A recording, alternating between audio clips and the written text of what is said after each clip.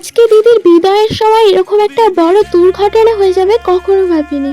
এখানে দিদিকে সবাই মিলে একটু আশীর্বাদ করে নিচ্ছিল, মানে জামাইবাবুকেও।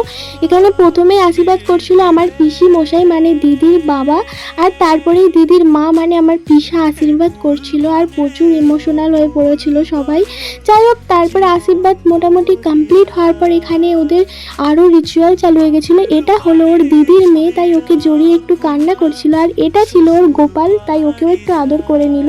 আর তারপরেই হয়ে গেল দুর্ঘটনা গাইস। ওর দাঁতে দাঁত লেগে ও তো পুরো সেন্সলেস হয়ে পড়েই গেল। তারপরে সবাই মিলে ওকে দেখলো যে কি হয়েছে, তারপর আস্তে আস্তে ওর জ্ঞান ফিরলো। সবাই তো অনেকটাই ভয় পেয়ে গেছিলাম মোটামুটি। তারপর আবার ওর নর্মাল হলো। আর এখানে লাস্ট বারের জন্য ওদের দুজনকে একটু বরণ করে নিচ্ছিল। আর বাকি যা যা রিচুয়াল হয় সেগুলোই এখানে করানো হচ্ছিল।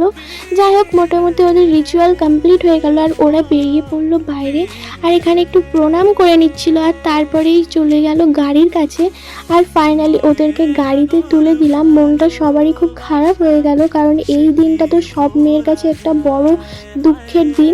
যাই হোক, আজকের মতন ভিডিওটা এই পর্যন্ত। কেমন লাগলো অবশ্যই জানিও।